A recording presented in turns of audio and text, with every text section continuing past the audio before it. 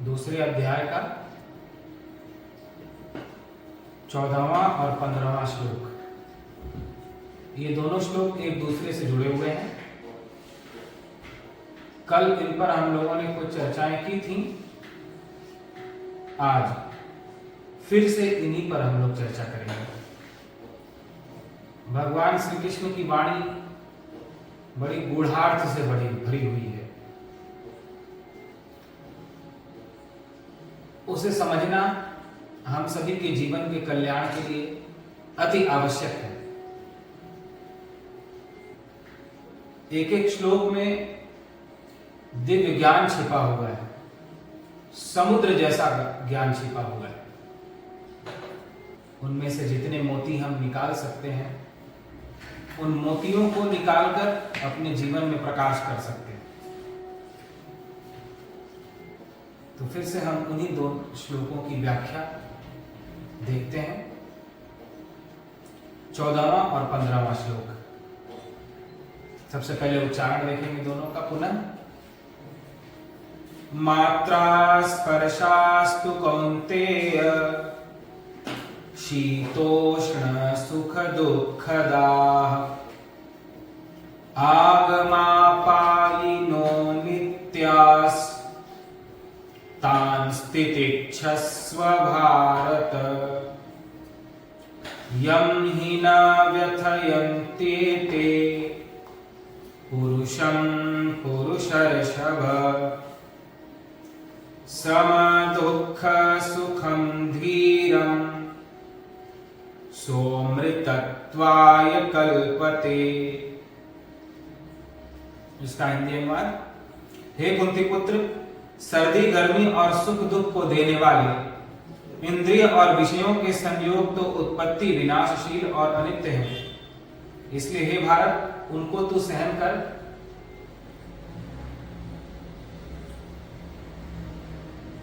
क्योंकि हे पुरुष श्रेष्ठ, दुख सुख को समान समझने वाले जिस धीर पुरुष को ये इंद्रिय और विषयों के संयोग व्याकुल नहीं करते, वह मोक्ष के योग्य होता है, अमृत को प्राप्त करता है।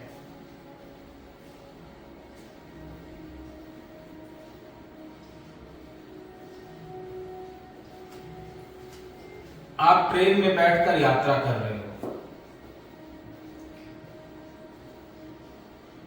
अनेक स्टेशन आपके सामने से गुजरते हैं, लेकिन उन स्टेशन पर पहुंचकर आप ये नहीं कहते कि मैं ये स्टेशन हूं, बल्कि सिर्फ उसे देखते हो। फिर दूसरा स्टेशन आता है, दूसरे स्टेशन को देखते हो। तीसरा स्टेशन आता है, तीसरे स्टेशन को देखते हो। ट्रेन में यात्रा करते हुए अनेक स्टेशन आते और जाते हैं। आप सिर्फ उन्हें आते जाते हुए देखते हो। उसी प्रकार हमारे मन में, बुद्धि में अनेक तरह के भाव, विचार, निर्णय, संकल्प, विकल्प आते और जाते रहते हैं। आप उसको अलग होकर के सिर्फ देखने वाले हो। उसके साथ एक होकर अज्ञानपूर्ण बर्ताव करना, यही हमारे पतन की निशानी है। यह सबसे बड़ी जड़ता है। लेकिन उनका साक्षी हो जाना, उनसे अलग होकर के देखना, यही सर्वश्रेष्ठ साधना है। कुछ शब्द यहां बार बार आएंगे गीता जी में, जिसे हमें शुरू में ही समझ लेना आवश्यक है। कई शब्द आते हैं, जैसे साक्षी, दूसरा दृष्टा, तीसरा चेतन, चौथा आत्मा, पांचवा परम चेतन, छठा परमात्मा, सातवां ब्रह्म, आठवां प्रकृति। ये शब्द हमारे बार बार आएंगे जब हम गीता जी का सत्संग करेंगे, इसलिए इन्हें शुरू में समझ लेना जरूरी है। सबसे पहले साक्षी। साक्षी यानी जो हर घटना में उपस्थित रहे, हर क्रिया में उपस्थित रहे, हर अवस्था में उपस्थित रहे, जिसकी मौजूदगी हो, जिसकी प्रेजेंस हो, उसे कहते हैं साक्षी। जैसे इस जगत का साक्षी कौन है? इस संसार का साक्षी है सूर्य और चंद्रमा, क्योंकि सूर्य और चंद्रमा के प्रकाश में ही सारा जगत कार्य करता है। सूर्य की उपस्थिति तो रहती ही है, सूर्य का प्रकाश तो रहता ही है, चंद्रमा की उपस्थिति रहती है, चंद्रमा का प्रकाश रहता है। तो पृथ्वी की हर घटना में सूर्य उपस्थित रहता है, इसलिए सूर्य को साक्षी कहा जाता है। या स्वयं पृथ्वी भी, जो इस पृथ्वी पर घटनाएं घटित हो रही हैं, उसमें मौजूद रहती है, उपस्थित रहती है, इसलिए पृथ्वी को भी साक्षी कह सकते हैं। ऐसे ही हमारे भीतर जो भी मन में विचार आ रहे हैं, उन विचारों में जो मौजूद है, आंखों से जो हम देख रहे हैं, सुन रहे हैं, बोल रहे हैं, हाथों से कर्म कर रहे हैं, चल रहे हैं, अनेकानेक व्यवहार कर रहे हैं, उन सभी क्रियाओं में जो मौजूद है उसे कहते हैं साक्षी। हर श्वास में जो मौजूद है, प्रेजेंस है जिसकी, उसे कहते हैं साक्षी। हर शब्द में जो उपस्थित है, हर शब्द में जिसकी मौजूदगी है, उसे कहते हैं साक्षी। साक्षी शब्द का अर्थ आप लोगों को समझ आ गया होगा। गीता में जो साक्षी शब्द आएगा उसका यही अर्थ है कि शरीर की हर अवस्था, चाहे वो बचपनावस्था हो, चाहे युवावस्था हो, चाहे वृद्धावस्था हो, चाहे मृत्यु की अवस्था हो, या फिर अगले जन्म की अवस्था हो, हर अवस्थाओं में जो एक सदा मौजूद रहता है, सदा जिसकी उपस्थिति हर अवस्था में रहती है, उसे कहते हैं साक्षी। ऐसे ही दूसरा शब्द बार बार आता है दृष्टा। इन शब्दों को बड़े ध्यान से यदि आप समझ करके चलोगे तो आप गीता में जो बातें बताई जाएंगी उनको सहजता से, सरलता से समझ पाओगे, नहीं तो शब्दों में उलझे रहोगे। तो ये दृष्टा क्या होता है, साक्षी क्या होता है, फिर वो बातें जितनी ढंग से समझ आनी चाहिए उतनी ढंग से समझ नहीं आएगी, इसलिए प्रारंभ में इन्हें बताया जा रहा है। दृष्टा, दृष्टा यानी देखने वाला, देखने वाले को कहते हैं दृष्टा। लेकिन यहां भी थोड़ा समझने जैसा है। हम आपसे पूछे देखने वाला कौन है, तो आपको आंखें देखने वाली है, मैं देख रहा हूं आंखों से, आंखें देख रही हैं। आंखें देखने वाली नहीं है, इन आंखों से देखने वाले को भी कोई देख रहा है भीतर से। जो इन आंखों से देखता है उसको भी भीतर कोई देखने वाला है, उसे कहते हैं दृष्टा। इसे थोड़ा और ठीक से समझे। यदि आप कहते हैं कि आंखें देखने वाली हैं, आंखें आप बंद कर लें, संसार का दृश्य नहीं दिखाई पड़ रहा है, लेकिन तो भी भीतर कोई मौजूद है, भीतर कोई उपस्थित है, जो दृश्य के नष्ट हो जाने पर, आंखों के बंद हो जाने के बाद, दृश्य के सामने से नष्ट हो जाने पर भी वो नष्ट नहीं हुआ, वो भीतर में है, उसे कहते हैं दृष्टा। यानी देखने वाला। कानों से सुनाई पड़ रहा है, लेकिन सुनाई पड़ने वाले को भी जो देखने वाला है उसे कहते हैं दृष्टा। वाणी से जो बोल रहा है उस बोलने वाले को भी जो देखने वाला है उसे कहते हैं दृष्टा। हाथों से जो कर्म कर रहा है, पांव से जो चल रहा है, मन से जो संकल्प विकल्प कर रहा है, बुद्धि से जो चिंतन कर रहा है, उन सभी को देखने वाला दृष्टा कहलाता है। देखने वाले को दृष्टा कहते हैं, वो हमारे भीतर मौजूद है, जो हर अवस्था में उपस्थित हो, हर क्रिया में उपस्थित हो, हर विचार में उपस्थित हो, हर श्वास में उपस्थित हो, हर भावनाओं में उपस्थित हो, उसे साक्षी कहते हैं। तीसरा शब्द सदा आता है आत्मा। आत्मा का अर्थ भी यहां समझ लेने जैसा है। आत्मा और सूक्ष्म शरीर में बड़ा अंतर होता है। कई बार व्यवहारिक जीवन में हम लोग कहते हैं इनके शरीर से आत्मा निकल गई, उनके शरीर में आत्मा प्रवेश कर गई, अब इसके भीतर आत्मा आ गई इसलिए जीवित है, इसके शरीर से आत्मा चली गई इसलिए ये मर गया। ये व्यवहारिक भाषा में हम बोलते हैं, लेकिन वेदांत, उपनिषद और गीता में आत्मा न कहीं शरीर से निकलती है और ना आत्मा कभी किसी दूसरे शरीर में प्रवेश करती है। आत्मा का निकलना और आत्मा का प्रवेश करना नहीं होता,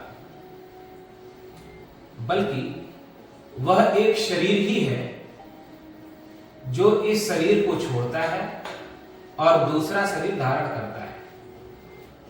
एक और शरीर ही इस शरीर को छोड़कर दूसरे शरीर को धारण करता है।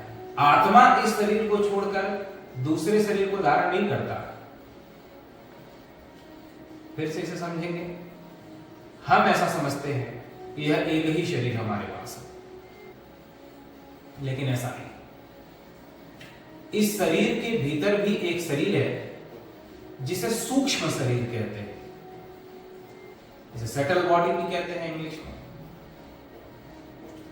और इस शरीर को स्थूल शरीर कहते हैं।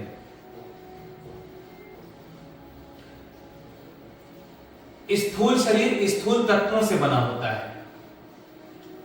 पृथ्वी, जल, वायु, अग्नि, आकाश, इन 5 तत्वों से जो बना हुआ है उसे कहते हैं स्थूल शरीर। जैसे ये क्षिति जल पावक गगन समीरा पंच रचित अति अधम शरीरा। क्षिति जल पावक गगन और समीर, इन 5 तत्वों से यह काया निर्मित है, स्थूल काया। लेकिन हमें सिर्फ इस एक काया का ध्यान रहता है, सिर्फ इस एक शरीर का विचार होता है। लेकिन इस शरीर के भीतर भी एक शरीर है जो इस शरीर को चलाने वाला है, जिसे आप सूक्ष्म शरीर कह सकते हो। सूक्ष्म शरीर क्या है? आपकी जितनी भी स्मृतियां हैं, जितने भी आपकी भावनाएं हैं, जितने भी आपके विचार हैं, संस्कार हैं, जो भी आपने सीखा है, जाना है, पढ़ा है, जो आपका नेचर है, स्वभाव है, उन सभी का जो संग्रह है, वह संग्रह जिस शरीर में होता है उसे सूक्ष्म शरीर कहते हैं। जब मृत्यु होती है तो सिर्फ यह 5 तत्वों का शरीर ही मरता है। पृथ्वी का अंश है तो पृथ्वी में मिल जाता है, जल का अंश जल में, वायु का वायु, अग्नि का अग्नि, आकाश का आकाश में। सिर्फ यह शरीर ही मरता है। लेकिन इसके भीतर जो सूक्ष्म शरीर है वो सूक्ष्म शरीर नहीं मरता, बल्कि वह सूक्ष्म शरीर एक तरह का ब्लूप्रिंट है। जैसे आपको अपना मकान बनाना है तो आप सबसे पहले उसका नक्शा तैयार करते हो, ब्लूप्रिंट तैयार करते हो कि हम ऐसे बनाएंगे, यहाँ पे अपना ड्राइंग रूम बनाएंगे, यहाँ किचन बनाएंगे, यहाँ लैट्रिन बाथरूम बनाएंगे, यहाँ छत होगी, इस दिशा में मंदिर होगा, इस दिशा में किचन, सारा कुछ आप ब्लूप्रिंट उसका नक्शा तैयार करते हो। वैसे ही सूक्ष्म शरीर आपका ब्लूप्रिंट है, अगले जन्म का नक्शा है। इस जन्म में आपने जो भी सोचा है, समझा है, जाना है, जैसा आपने अपना स्वभाव बनाया, अच्छा स्वभाव बनाया, अच्छाई का अभ्यास करके अच्छा स्वभाव बनाया, बुरे लोगों की संगति में रह करके, बुरी चीजें देख करके बुरा स्वभाव बनाया, जैसा भी आपने अपना स्वभाव बनाया, वो सारा कुछ आपका सूक्ष्म शरीर में संचित हो रहा है, इकट्ठा हो रहा है, संग्रहित हो रहा है। वो आपका ब्लूप्रिंट तैयार हो रहा है, नक्शा तैयार हो रहा है अगले जन्म के लिए। और फिर जब यह शरीर छूटता है तो वो शरीर तो मरा नहीं, आपका सिर्फ यह शरीर मरा, और यह शरीर जब आपका बचा रहता है तो यह फिर ऐसे दूसरे शरीर का निर्माण कर लेता है, क्योंकि उसके भीतर जो इच्छाएं बची हुई, इच्छाओं का जो संग्रह उस सूक्ष्म शरीर में है, इच्छाओं का पुंज बना हुआ है सूक्ष्म शरीर, कि मेरे को अभी इतना धन चाहिए था, मुझे अभी ये विषय प्राप्त करना रह गया, मुझे ये पाना बाकी रह गया। तो जो हमारे भीतर इच्छाएं भरी हुई है, शरीर तो अब पूरा होने वाला है, शरीर की अवस्था ढल गई है, अब यह पंच तत्वों में विलीन होने वाला है, लेकिन मन तो नहीं मरा, मन की इच्छाएं तो नहीं मरी। तो सूक्ष्म शरीर उन इच्छाओं को पूरा करने के लिए, इच्छाओं को पूरा करने के शरीर तो चाहिए ना, बिना शरीर की इच्छाएं कैसे पूरा हो सकती। जैसे इच्छा है मन में कि मुझे फिल्म देखनी है, लेकिन आंखें ही ना हो तो कैसे देख सकते, उस इच्छा की पूर्ति कैसे कर सकते। मन में इच्छा हो कि मुझे गाने सुनने हैं, लेकिन कान ही ना हो तो फिर आप उस इच्छा की पूर्ति कैसे कर सकते। अच्छे अच्छे व्यंजन खाने, पकवान खाने, बहुत इच्छा मन में भरी हुई, लेकिन उन इच्छाओं की पूर्ति के योग्य अब शरीर नहीं है, इंद्रियां नहीं है, तो उन इच्छाओं की आपूर्ति कैसे कर सकते हो बिना शरीर के। तो सूक्ष्म शरीर जो इच्छाओं का पुंज है, हमारी जो इस जन्म में शरीर पूरा होने से पहले इच्छाएं बची रह गई, जो पूरी नहीं हो पाई या नष्ट नहीं हो पाई, या तो हम पूरा नहीं कर पाए या तो नष्ट नहीं कर पाए। तो जब पूरा नहीं कर पाए, वे अधूरी रह गई, तो उन अधूरी इच्छाओं को पूरी करने के लिए सूक्ष्म शरीर एक नए ऐसे शरीर का निर्माण कर लेता है, इसे ही पुनर्जन्म कहते हैं। यदि किसी की इच्छाएं समाप्त हो जाए तो फिर उसका दूसरा जन्म नहीं होता, दूसरा ऐसा शरीर धारण नहीं करता। इसीलिए जीते जी भी मरने की बात की जाती है। जो जीते जी मर जाता है उसका फिर दूसरा जन्म नहीं होता, जीते जी भी मरना होता है। केवल मरना ही मरना नहीं है, जिंदा रह के भी मरना होता है। जिंदा रह के मरना क्या है? सूक्ष्म शरीर भी जिसका मर गया, यह शरीर तो मरा है, लेकिन जिसने ज्ञान के द्वारा, साधना के द्वारा, किसी भी प्रकार से, किसी भी उपाय से अपने सूक्ष्म शरीर को भी नष्ट कर दिया, जिसका सूक्ष्म शरीर भी मर गया, जिसकी सारी इच्छाएं मर गई, फिर उसका दूसरा जन्म नहीं होता। उसे ही मोक्ष कहते हैं, उसे ही मुक्ति कहते हैं। ऐसा नहीं है कि मोक्ष या मुक्ति मरने के बाद होती है, बल्कि जीते जी भी मोक्ष होता है। शरीर जीवित है, आंखें देख सकती हैं, कान सुन सकते हैं, वाणी बोल सकती है, शरीर के हर अंग प्रत्यंग अपना अपना कार्य कर रहे हैं, जीवन है, लेकिन सूक्ष्म शरीर मर गया, उसे ही मुक्ति कहते हैं। उसके उपरांत आत्मा आता है। आत्मा क्या है? आत्मा सर्वव्यापक चेतना का नाम है। सर्वव्यापक जो अविनाशी है, जो सब में एक ही है, उसे आत्मा कहते हैं। उसका आभास, उसकी अभिव्यक्ति मैं से होती है। अहम, मैं। ये अहम, ये मैं वो नहीं है जो अभिमान का द्योतक है। अभिमान के लिए जो हम प्रयोग करते हैं कि मैं ये कर रहा हूं, मैं वो कर रहा हूं, ये वो मैं नहीं है। ये चेतन का मैं, जो सदा मौजूद रहता है। तो जो सर्वव्यापक है उसे कहते हैं आत्मा। आत्म यानी मैं, जो मैं हूं यथार्थ में, इस शरीर से अलग, जो शरीर नहीं बल्कि शरीर में रहने वाला, जो जिसका न कभी जन्म होता न जिसकी कभी मृत्यु होती। जो हम वास्तव में हैं वह मैं ही आत्मा कहलाता है।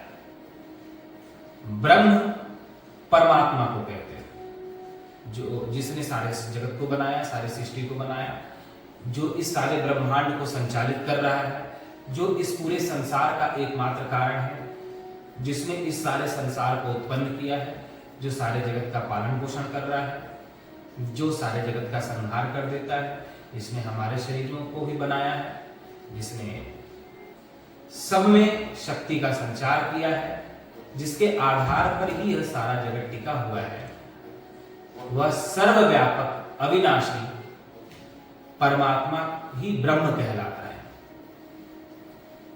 प्रकृति, भगवान की संकल्प शक्ति ही प्रकृति है। जैसे कोई भी कार्य करना है तो आप उस कार्य को बिना शक्ति के नहीं कर सकते। शक्ति नहीं है तो आपका कोई भी कार्य सफल होना, प्रारंभ होना संभव नहीं है। उसी प्रकार से भगवान भी जब सृष्टि की रचना करता है तो शक्ति के द्वारा करता है। उस शक्ति को ही प्रकृति कहा जाता है, नेचर कहा जाता है, आदि शक्ति कहा जाता है। कहीं उसे राधा कहा गया, कहीं सीता कहा गया, कहीं पार्वती कहा गया। वह भगवान की शक्ति, उसे प्रकृति कहते हैं। तो प्रकृति शब्द भी बार बार आता है गीता जी में। तो ये कुछ शब्द हैं जो आप लोगों को समझ लेने जैसे हैं। अब भगवान कहते हैं गीता जी में, मात्रा स्पर्शास्तु कौन्तेय शीतोष्ण सुख दुःखदा आगमा पायनो नित्यास्तान तितिक्षस्व भारत। सर्दी गर्मी सुख दुख मान अपमान ये आने जाने वाले हैं, इसलिए तितिक्षस्व, तितिक्षा यानी सहनशीलता, उसे सहन करो। यम हिना व्यथयन्ते ते पुरुषं पुरुषर्षभ सब दुख सुखम धीरम सौमृतत्वाय कल्पते। जो सुख दुख सर्दी गर्मी मान अपमान में सम रहता है वह कालांतर में अमृत को प्राप्त करता है, यानी मोक्ष को प्राप्त करता है। सर्दी गर्मी सुख दुख मान अपमान को कैसे सहन करें, ये भी थोड़ा समझने जैसा। बहुत सर्दी लग रही है तो क्या हम कंबल नहीं ओढ़े? बहुत सर्दी हो रही है तो क्या हम उसे दूर करने के लिए कोई उपाय न करें? क्या बहुत सर्दी पड़ रही है तो हम खुले आकाश के नीचे बैठ जाएं और उस सर्दी की पीड़ा को सहन करते रहें? क्या ये सर्दी और गर्मी को सहन करने का अर्थ है? या बहुत गर्मी पड़ रही हो तो क्या हम बहुत परेशान हैं तो पंखे न चलाएं? बहुत गर्मी हो रही है तो क्या हम एसी कूलर में न रहें? क्या गर्मी को सहन करने का ये अर्थ है? नहीं, इसका ये अर्थ नहीं है। स्वाभाविक सहज जो आपके जीवन में सर्दी या गर्मी आ रही है तो उस सर्दी और गर्मी के कारण से जब आप अपने भजन में कोई कमी नहीं कर रहे तो ये हुआ सर्दी और गर्मी में एक जैसा रहना। जैसे चाहे कितनी भी सर्दी पड़े, उस सर्दी में भी आप भोजन करना तो नहीं छोड़ते, आप श्वास लेना तो नहीं छोड़ते। फिर सर्दी के कारण से कि बहुत सर्दी पड़ रही है, भजन करना छोड़ देते हैं, जप करना छोड़ देते हैं। इसके लिए भगवान मना करते हैं कि वह भक्त नहीं है, वह अमृत प्राप्त नहीं कर सकता, वह मोक्ष प्राप्त नहीं कर सकता जो सर्दी से विचलित हो गया और भजन छोड़ दिया। या फिर और गूढ़ शब्दों में देखें, समझें तो बहुत सर्दी पड़ रही है, उस सर्दी के कारण से आपका चित्त विचलित हो गया, आपने कंबल ओढ़ लिया, आपने सर्दी हटाने के उपाय कर लिए, वो कोई बात नहीं है, वो सारे उपाय करना कोई गलत नहीं है। लेकिन उस सर्दी के कारण से आपका चित्त क्षुब्ध हो गया, मन परेशान हो गया, विचलित हो गया, मन की शांति भंग हो गई और उसके कारण से जो करना चाहिए वो आपने नहीं किया, जिस स्थिति में होना चाहिए उस स्थिति में आप नहीं रहे, तो भगवान कहते हैं कि वो अमृत को प्राप्त नहीं कर सकता जो सर्दी में उलझ गया। सर्दी के कारण से जो अपने लक्ष्य को भूलकर भटक गया, उसी में फंसा रह गया। गर्मी के लिए भी ऐसा ही समझ लेना चाहिए। सर्दी हो या गर्मी, चित्त आनंद में रहे, चित्त एक जैसा है,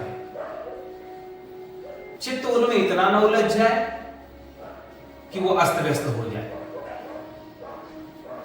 सुख दुख, चाहे जीवन में सुख आए तो भी बहुत हर्ष ना हो, और जीवन में दुख आए तो भी बहुत खिन्नता ना हो, बल्कि एक जैसा दोनों में चित्त रहे। सुख आया तो भी प्रारब्ध के अनुसार आया, हमारे किसी जन्म का किया हुआ था वही आया इस शरीर के द्वारा, और दुख भी आया तो भी किसी जन्म का किया हुआ संस्कार ही हमारे पास दुख के रूप में आया।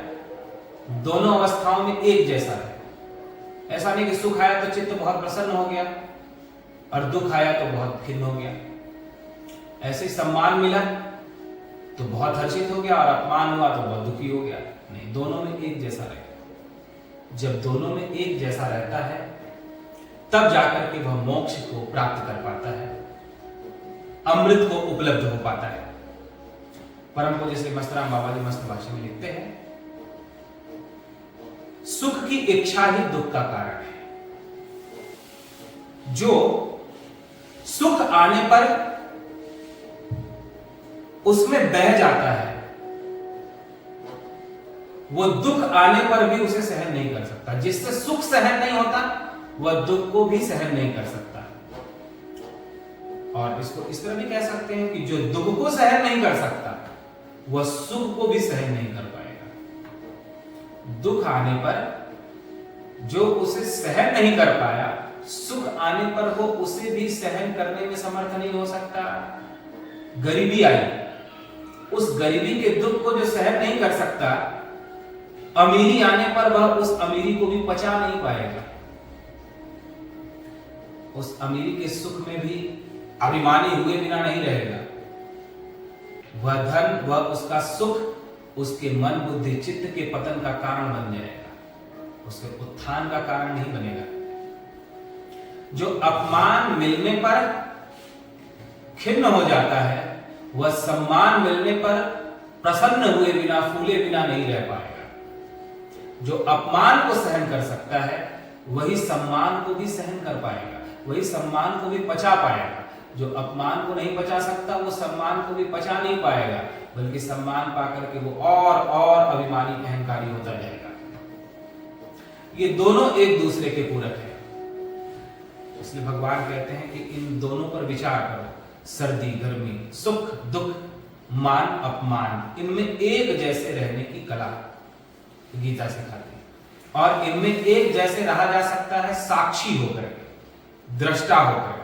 साक्षी यानी मैं अलग हूं, सर्दी गर्मी अलग है। जैसा कि मैंने स्टेशन का उदाहरण दिया आप लोगों को कि आप ट्रेन में बैठे हो, आप साक्षी हो। दृष्टा हो यानी देखने वाले, आप प्रेजेंट हो, वहां देख रहे हो, डूअर करने वाले नहीं हो, आप सिर्फ देखने वाले हो।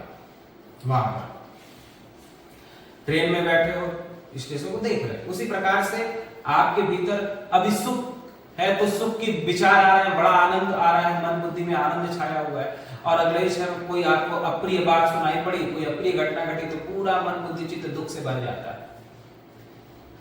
अब विचार करो, अपने सिर्फ एक महीने के पिछले के जीवन पर आप विचार करो, सिर्फ एक महीने पीछे।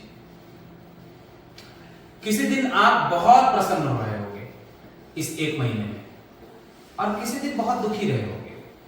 किसी दिन तो आपको लगा होगा कि अरे वाह, आज का दिन कितना अच्छा है, आज तो सब कुछ बहुत अच्छा हो रहा है, आज तो बड़ा आनंद आ गया, आज का दिन बहुत अच्छा गया, मजा आ गया आज तो। फिर एक दिन इस महीने में ऐसा भी रहा होगा जिस दिन आप कहे होगे कि आज तो पूरा दिन खराब गया, आज तो दिन भर रोते ही बीता, चिंता में ही बीता, शोक में ही बीता, परेशानियों झंझटों में ही बीता। सिर्फ एक महीने की बात कर रहे हैं। एक महीने में प्रतिदिन भी आपके जीवन में सुख भी आया और दुख भी आया, आप हंसे भी, साथ साथ रोए भी, आप आनंदित भी हुए और चिंतित भी। आप बहुत निश्चिंत भी हो गए, सब ठीक है, और अगले ही क्षण बहुत चिंतित भी हो गए, कुछ भी ठीक नहीं है। कभी आपको इसी एक महीने में लगने लगा कि सब कुछ ठीक है, कोई प्रॉब्लम नहीं है जीवन में, और इसी महीने में एक क्षण ऐसा आया, एक दिन ऐसा है जिस दिन आपको लगने लगा कुछ भी ठीक नहीं है, सब कुछ नष्ट होने वाला है, मैं आत्महत्या कर लूं तो ठीक है, कुछ भी नहीं बचा। इसी एक महीने की बात कर रहे हैं। तो फिर आप जन्म से लेकर के और अब तक की अवस्थाओं पर विचार कीजिए, कितनी बार आपके जीवन में ये आते होंगे और जाते होंगे। कभी सुख, कभी दुख, कभी चिंता, कभी निश्चिंतता, कभी आनंद, तो कभी अशांति, कभी प्रेम, तो कभी द्वेष। ये नित्य आते जाते हैं ना। लेकिन एक है जो कभी आता जाता नहीं है। आप हमेशा वही रहते हो। सुख के आने, सुख का अनुभव करने वाले आप थे, तभी तो आप कह रहे हो कि मैंने सुख, कि मेरे जीवन में सुख था। कभी दुख का अनुभव करने वाले आप थे, तब तो आपने कहा कि मेरे जीवन में दुख था। कभी कोई एक है जो सुख में भी रहता है, दुख में भी रहता है, जो सर्दी में भी रहता है, गर्मी में भी रहता है। बचपन अवस्था बीत गई, लेकिन कोई एक है जो बचपन अवस्था के मर जाने पर, बचपन अवस्था के बीत जाने पर नहीं बीता। आप बचपन में भी वही थे, बचपन अवस्था बीत गई, आप नहीं बीते। जवानी में भी आप वही हो, ये जवानी भी बीत जाएगी, लेकिन आप नहीं बीते। बुढ़ापे में भी आप वही, और आप वही हो जो बचपन में थे, वही जवानी में। अवस्था बीती, आप नहीं बीते। जो जवानी में हो वही बुढ़ापे में आप हो। जवानी बीत जाएगी, आप नहीं बीतोगे।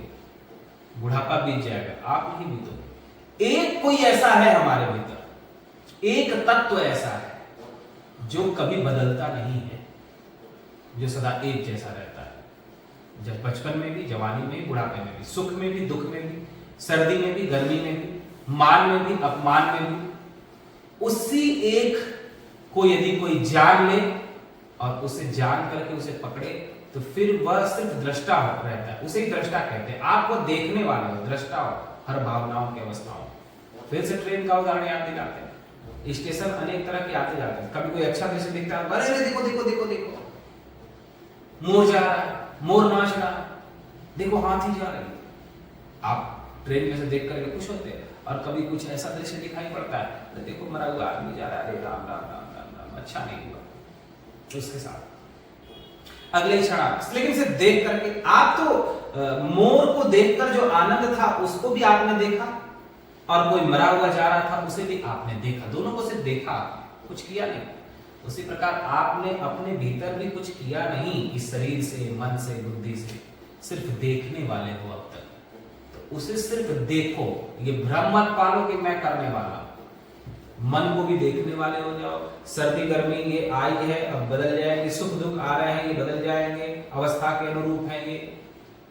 हर अवस्था सदा एक जैसी नहीं रहेगी, जैसा आपको बताया गया, अवस्था सदा बदलती रहेगी। मैंने एक महीने के लिए कहा कि एक महीने का ही आप विचार कर लो, कितनी बार सुख आया और कितनी बार दुख आया, कितनी बार आप चिंतित हो, कितनी बार, ये हमेशा बदलते रहते हैं। तो उनमें एक जैसे होकर के देखो सिर्फ। ये मत सोचो कि अब सदा सुखी रहेगा, सदा उनको देखो कि अच्छा सुख आया, दुख आया, उसके दृष्टा हो जाओ, उसके साक्षी हो जाओ, उसके देखने वाले हो जाओ। उसमें एक मत हो, उसके साथ एक मत हो जाओ कि मुझे सुख हो गया, मुझे दुख हो गया। उसको देखने वाले कि मेरे भीतर कोई और है जिसे सुख हो रहा है, मेरे भीतर कोई और है जिसे दुख हो रहा है, मेरे भीतर कोई और है जिसे चिंता हो रही है, कोई और है जो शोक संताप कर रहा है, जो आनंदित हो रहा है। मैं नहीं, मैं तो सिर्फ देखने वाला हूं कि कोई है जो आनंदित हो रहा है, दुखी हो रहा है, शोक कर रहा है, निश्चिंत हो रहा है। यही सर्वश्रेष्ठ साधना है। और इस भावना को धारण करके हर अवस्था के अनुरूप जो एक जैसा रहता है, सर्दी हो, गर्मी हो, सुख दुख हो, मानो अपमान, एक जैसा देखता है। भगवान कहते हैं सोमृतत्वाय कल्पते, वही कालांतर में अमृत को यानी मोक्ष को प्राप्त करता है। तो आप लोगों को कुछ बातें समझ में आई होंगी।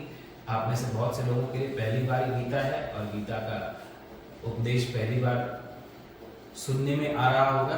तो धीरे धीरे धीरे नित्य आप सुनते रहेंगे, वो बातें आपके सामने आती रहेंगी, तो और अच्छे से समझने में आसानी होगी। तो इसी के साथ वाणी को विराम देते हैं। कल फिर